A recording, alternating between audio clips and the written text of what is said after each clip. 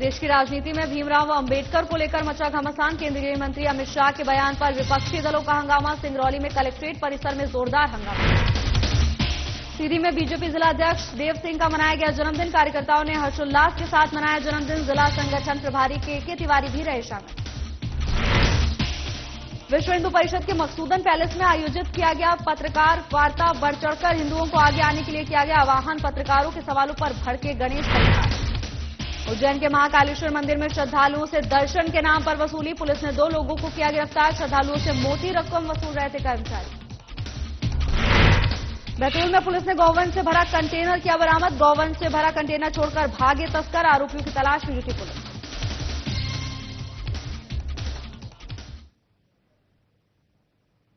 नमस्कार, खबर मध्य प्रदेश देख रहे हैं आप। मैं हूं आपके साथ भावना त्रिपाठी। भीमराव अंबेडकर को लेकर पिछले कुछ दिनों से देश में घमासान मचा हुआ है।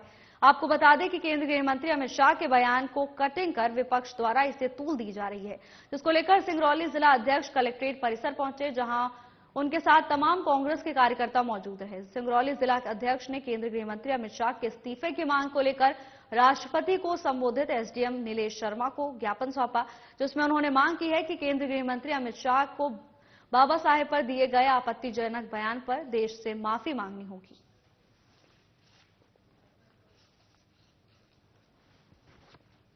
जो डॉक्टर भीमराव अंबेडकर जी संविधान के निर्माता है, उस कमेटी के संविधान जब बना था, देश आज़ाद हुआ था, तो उस कमेटी के वह चेयरमैन थे। और हम लोग को गौरवशाली इतिहास, जो गौरवशाली संविधान है, हम लोग जिसके झंडे के नीचे स्वतंत्रता की सांस ले रहे हैं, जीवन यापन कर रहे हैं, उन्होंने उपहास उड़ाया। आज एक इंसान को यदि भगवान का दर्जा देके और कोई व्यक्ति उपहास उड़ा रहा है, तो इससे इसकी जितनी निंदा की जाए वो कम है। कांग्रेस पार्टी पूरे देश में उनके खिलाफ विरोध दर्ज की है और यह मांग करती है कि वो अपना इस्तीफा दे और पूरे देश की जनता से माफी मांगे। पूरे देश में भय, आतंक और भ्रष्टाचार का माहौल है। सरकार इनकी है, व्यवस्थाएं इनकी है। ये कहते हैं कि राहुल गांधी जी ने धक्का मारा। राहुल गांधी जी ने प्रेस कॉन्फ्रेंस कर सारी स्थिति को स्पष्ट किया और उन्होंने बताया कि पीछे से किसने धक्का मारा। मैं ये कह रहा हूं कि यदि राहुल गांधी जी ने धक्का मारा, सरकार आपकी है, व्यवस्थाएं आपकी है, तो सीसीटीवी फुटेज आप निकलवाइए और जनता के सामने दीजिए ना। आप देख क्यों नहीं रहे हैं? बाबा साहब भीमराव अंबेडकर की प्रतिमा के सामने धरना दिए, प्रदर्शन किए, फिर जाके कलेक्टर को ज्ञापन दिए। और अमित शाह जी ने राज्यसभा में जिस तरह से संविधान निर्माता भारत रत्न डॉक्टर भीमराव अंबेडकर जी के लिए अपमानजनक शब्दों का प्रयोग किया है, वो अति निंदनीय है। और हम कांग्रेस पार्टी के सभी लोगों ने गृह मंत्री से त्यागपत्र की मांग किया है और उनसे कहा है कि वो देश से माफी मांगे। अगर गृह मंत्री देश से माफी नहीं मांगते और त्यागपत्र उनका नहीं होता, तो कांग्रेस पार्टी अभी पूरे देश में जन आंदोलन खड़ा करेगी और एक न एक दिन सरकार को उनसे इस्तीफा लेना पड़ेगा। हमारे देश के गृह मंत्री अमित शाह जी ने डॉक्टर भीमराव अंबेडकर जी को एक भगवान से तुलना करके और पूरे देश के सामने उनका उपहास उड़ाया है। पूरे देश की जनता इसको देखा और सुना है। कांग्रेस पार्टी पूरे देश में इसका विरोध करती है और अमित शाह जी से और भारतीय जनता पार्टी के जो शीर्ष नेतृत्व है, उससे मांग करती है कि जल्द से जल्द उनको पद से हटाएं। सीधी में बीजेपी जिला अध्यक्ष देव कुमार सिंह चौहान का 55वां जन्मदिवस पार्टी कार्यालय में पार्टी पदाधिकारी और कार्यकर्ताओं ने हर्षोल्लास के साथ मनाया।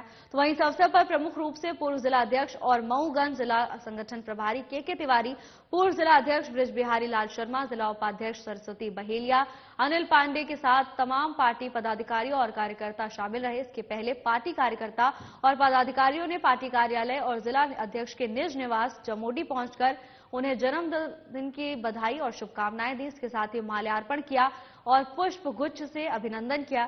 सभी ने बीजेपी जिला अध्यक्ष देव कुमार सिंह चौहान की लंबी आयु और यशस्वी जीवन की कामना की।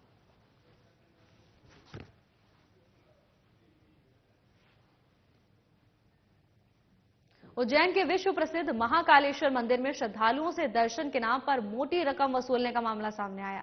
इस मामले में मंदिर समिति के 2 कर्मचारियों को हिरासत में लिया गया है। बताया जा रहा है कि धोखाधड़ी की ये राशि करोड़ों में पहुंचने की संभावना है। बता दें कि उज्जैन में महाकालेश्वर मंदिर में एक बड़ा खुलासा हुआ है। मंदिर में तैनात कुछ कर्मचारी दर्शन के नाम पर श्रद्धालुओं से मोटी रकम वसूल रहे थे।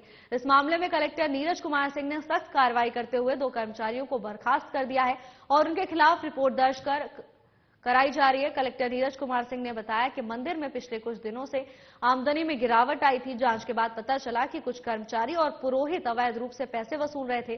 कलेक्टर ने इस मामले में सख्त कार्रवाई करते हुए मंदिर समिति के कर्मचारी राकेश श्रीवास्तव और विनोद चौकसी को तुरंत प्रभाव से बर्खास्त कर दिया है और उनके खिलाफ एफआईआर दर्ज की गई है। वहीं इन कर्मचारियों के बैंक खातों की जांच भी कराई जा रही है। इन खातों में लाखों रुपए का लेन देन मिला है। इस मामले में महाकाल थाने में एफआईआर दर्ज कराई गई है। पुलिस ने दोनों कर्मचारियों को हिरासत में ले लिया है, जिनसे पूछताछ की जा रही है। सूत्र बता रहे हैं कि धोखाधड़ी की है राशि करोड़ों में पहुंच सकती है। धोखाधड़ी की राशि करोड़ों में पहुंच सकती है।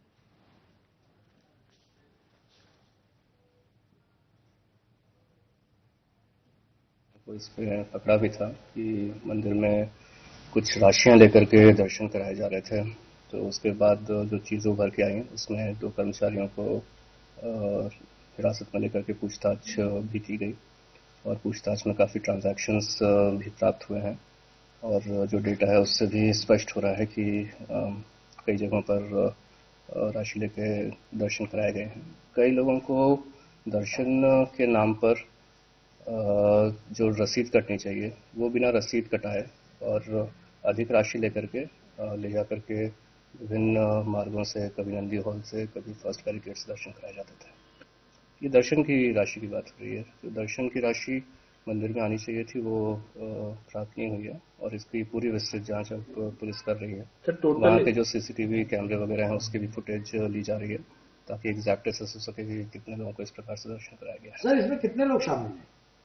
अभी 2 कर्मचारियों से पूछताछ चल रही है, लेकिन इस संभावना से इनकार नहीं किया जा सकता कि इसमें और भी लोग। विश्व हिंदू परिषद के पदाधिकारी ने मकसूदन पैलेस में हिंदुओं को लेकर पत्रकार वार्ता करते हुए नजर आए। विश्व हिंदू परिषद जल्द ही इस तरह के कार्यक्रम सीधी जिले में 22 तारीख 24 को करने जा रही है, जिसमें बढ़ चढ़कर हिंदुओं को आगे आने के लिए गणेश सिंह परिहार ने आह्वान किया। तो वहीं इस दौरान मीडिया के सवालों पर गणेश सिंह भड़कते हुए नजर आए। 22 दिसंबर सीधी में त्रिशूल दीक्षा का कार्यक्रम हो रहा है। उसमें हमारे बजरंग दल के राष्ट्रीय संयोजक जी आए और एक सौर यात्रा निकलेगी त्रिशूल के साथ हमारे पूरे सीधी शहर में एक त्रिशूल दीक्षा के संचलन।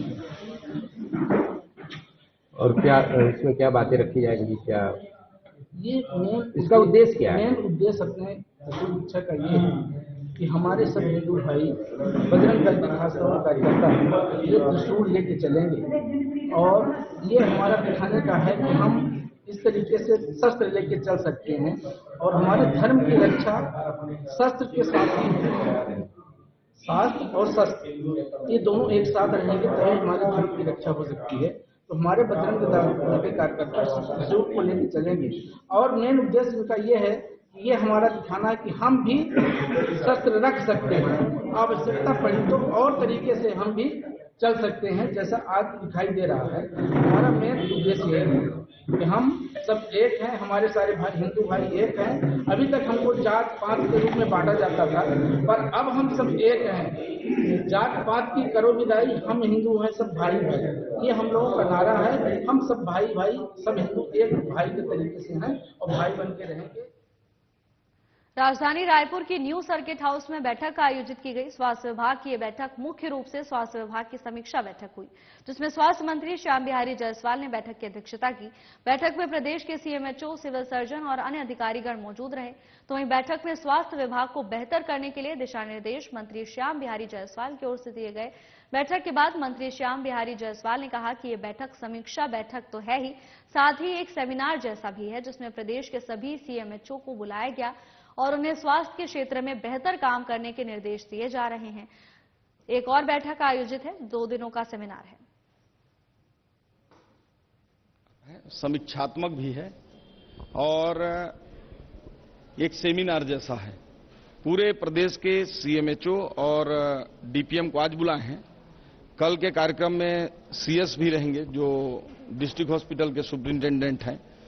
दो दिनों में हम राष्ट्रीय प्रोग्राम जितने भी हैं उनकी स्थिति, उनको और अच्छे से 100% कैसे हम लक्ष्य को पूर्ण कर सकें, साथ ही हॉस्पिटलों में जो आम जनता है उसको अच्छी स्वास्थ्य सुविधाएं मिल सके, आम जनता का भरोसा सरकारी हॉस्पिटलों के प्रति बढ़ सके, उस दृष्टि से ये 2 दिवसीय कार्यशाला का आयोजन किया गया है।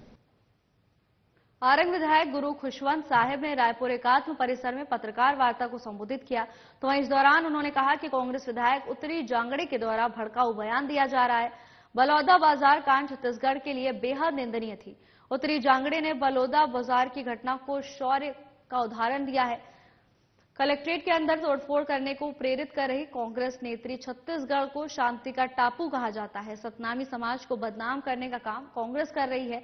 सभी घटनाओं में कांग्रेस की संलिप्तता है और इसी के साथ उन्होंने कहा कि छत्तीसगढ़ को बदनाम करने वालों को सजा मिलनी चाहिए। उन्होंने कहा कि कांग्रेस पार्टी अपराध का पर्याय है। कांग्रेस अपनी कृति को बंद करे और छत्तीसगढ़ को टापू शांति का बना रहने दे।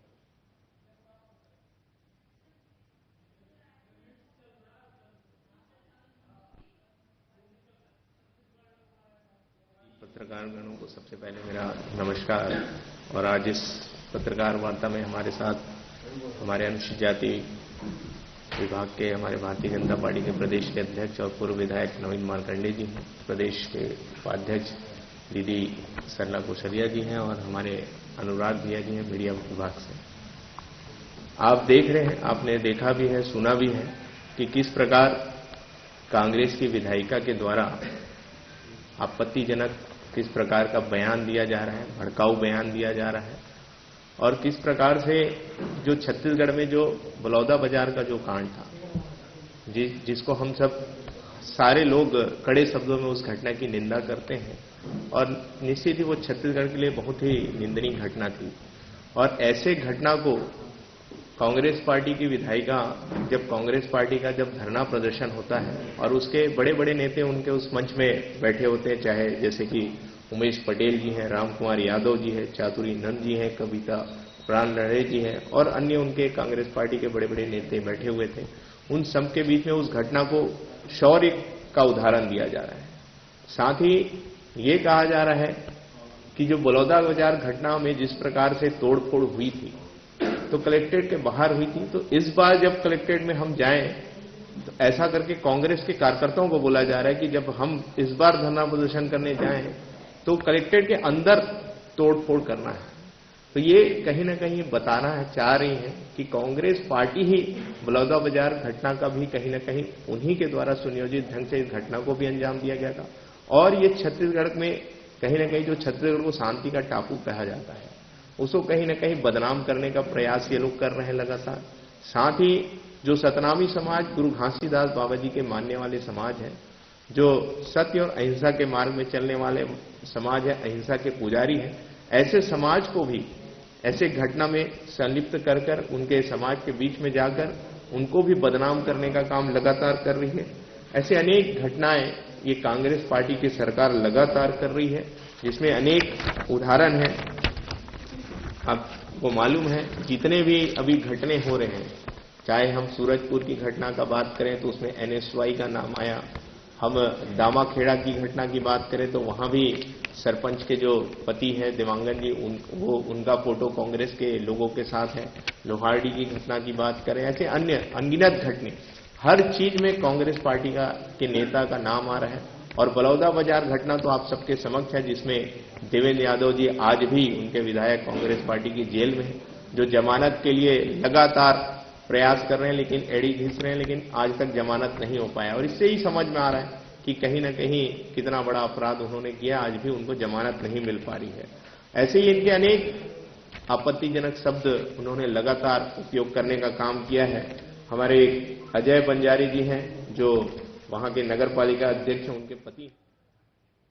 खबर बैतूल से है, जहां गोवंश से भरे कंटेनर का पुलिस और हिंदू संगठन के कार्यकर्ताओं ने पीछा किया, जिसका एक वीडियो भी सामने आया है। जानकारी के अनुसार गोवंश से भरा कंटेनर लेकर तस्कर महाराष्ट्र जा रहे थे। बता दें कि पुलिस ने के रोकने पर भी तस्कर नागपुर की ओर कंटेनर लेकर भाग रहे थे। तभी हिंदू संगठन के कार्यकर्ताओं ने पीछा किया तो तस्कर चिचंडा के पास कंटेनर छोड़कर भाग गए। मिली जानकारी के अनुसार कंटेनर में 33 गौवंश भरे हुए थे। फिलहाल पुलिस ने कंटेनर जब्त कर लिया है और आरोपियों की तलाश में पुलिस जुटी हुई है।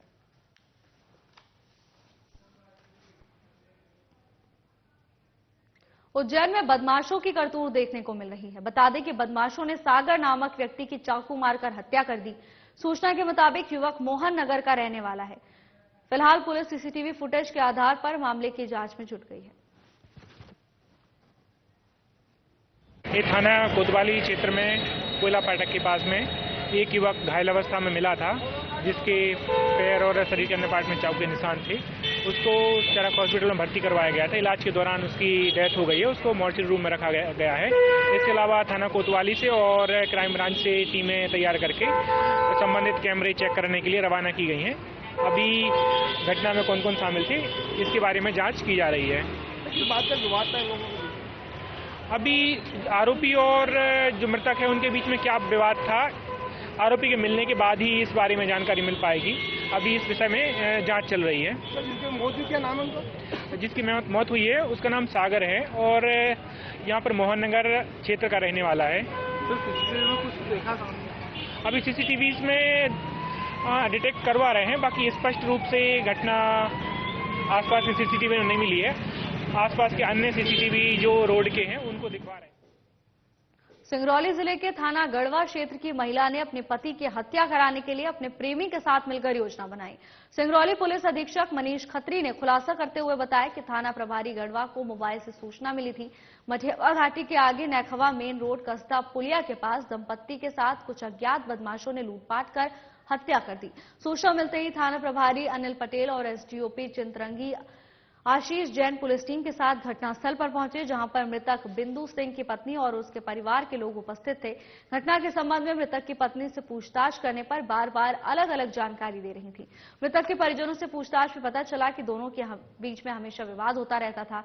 पुलिस ने सख्ती से पूछताछ की तो सच्चाई सामने आ गई।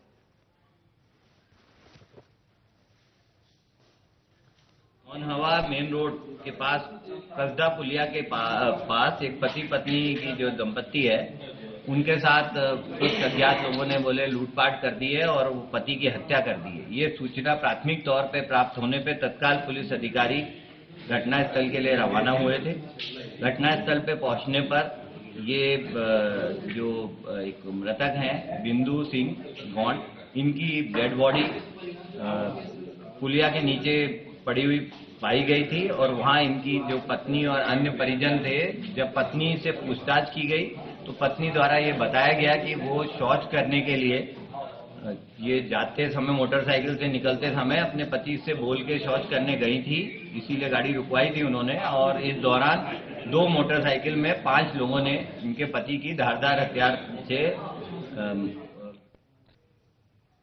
संविधान और संविधान निर्माता डॉक्टर भीमराव अंबेडकर को लेकर लगातार कांग्रेस और बीजेपी में घमासान मचा हुआ है।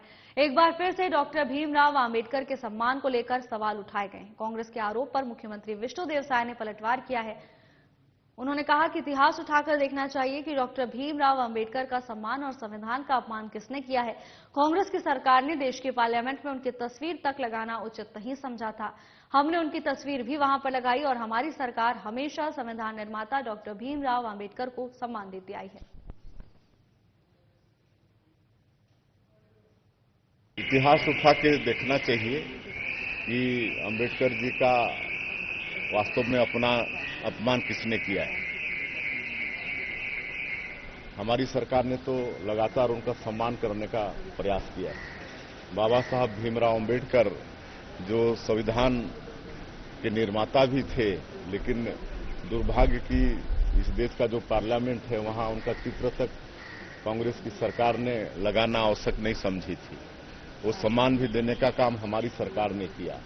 और बाबा साहब भीमराव अंबेडकर जहां जन्म लिए, जहां शिक्षा लिए, जहां दीक्षा लिए, जहां उनका निर्माण हुआ, ऐसे 5 जगहों को पंचतीर्थ का नाम देकर वहां विकास करने का काम हमारी भारतीय जनता पार्टी की सरकार ने की है। राजधानी रायपुर विवेकानंद एयरपोर्ट पर रायपुर अंबिकापुर बिलासपुर हवाई सेवा का शुभारंभ किया गया। छत्तीसगढ़ को एक नई उड़ान मिली है और छत्तीसगढ़ के विकास के लिए ये एक और नया कदम रहा। मुख्यमंत्री विष्णुदेव साय ने हवाई यात्रा का शुभारंभ किया। इस दौरान मौके पर सरगुजा सांसद चिंतामणि महाराज भी मौजूद रहे। वो इस विमान में पहले यात्री के रूप में उन्होंने विमान यात्रा की है। मुख्यमंत्री विष्णुदेव साय ने उन्हें बोर्डिंग पास देकर सपरिवार रवाना किया। इसके साथ ही ये 19 सीटर विमान है जो कि आज हाउसफुल भी रहा।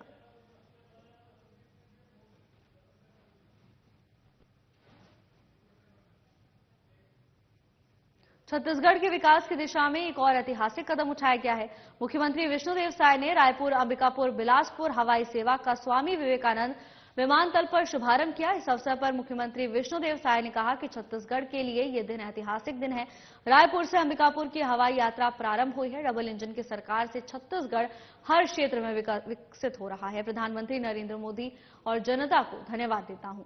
हमारी मांग थी कि सपना था जो आज पूरा हुआ और जैसा कि प्रधानमंत्री नरेंद्र मोदी ने कहा है कि हवाई चप्पल पहनने वाला भी हवाई यात्रा करेगा। इस सेवा का आरंभिक किराया मात्र 999 रुपए है, जो ये सुनिश्चित करता है कि आम जनता भी हवाई यात्रा का लाभ उठा सके। उन्होंने कहा कि चिंतामणि महाराज सरगुजा सांसद इस विमान में पहले यात्री के रूप में रहे हैं और उन्होंने सपरिवार इसमें यात्रा की है।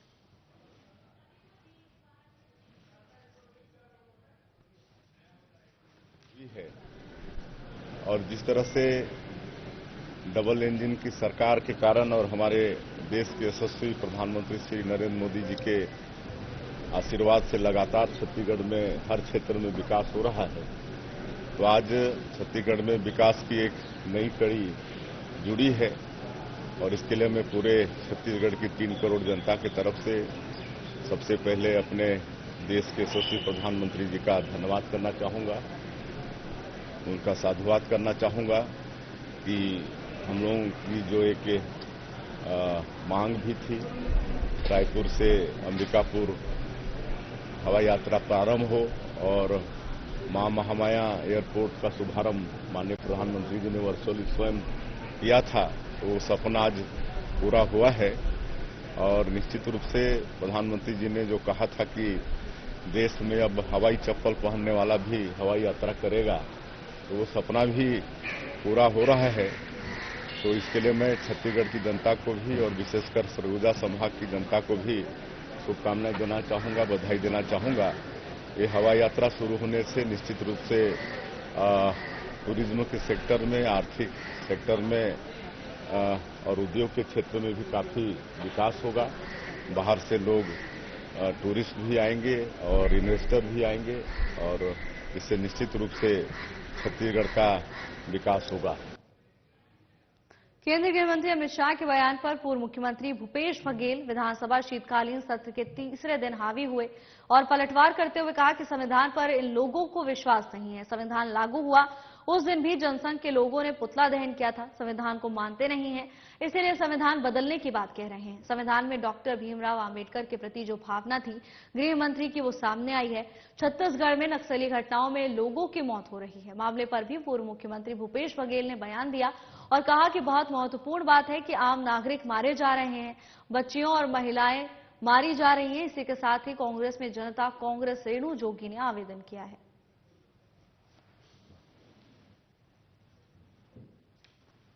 किया है, उसके बाद पार्टी उसमें गुण दोष के आधार पर विचार करेगी। सर, लेकिन जिस पार्टी को आपने हटाया था, सर, जिस व्यक्ति को आपने हटाया, ये कहा जाता था कि कांग्रेस को नुकसान पहुंचा रहे हैं, उसके बाद में फिर इस तरह का पत्र आता है, तो कैसे? देखिए, अब उसको देखिए, मैंने पहले कहा कि उन्होंने आवेदन दिया है जो मीडिया के माध्यम से मैंने देखा, और उसके प्रवेश को लेकर साथियों के क्या विचार हैं, ये तो पार्टी के नेतृत्व को, जो स्टेट लीडरशिप है और सेंट्रल लीडरशिप है, इसको अवगत कराएंगे लोग। ये संविधान पे इनको विश्वास तो है ही नहीं। जिस दिन संविधान लागू हुआ उस दिन भी महात्मा गांधी जी, नेहरू जी, अंबेडकर जी का पुतला भारतीय जनता पार्टी, उस समय तत्कालीन जनसंघ के लोग ये पुतला दहन किए थे। संविधान को ये मानते ही नहीं और इसी कारण से इनके सांसद, इनके केंद्रीय मंत्री तक संविधान बदलने की बात करते हैं।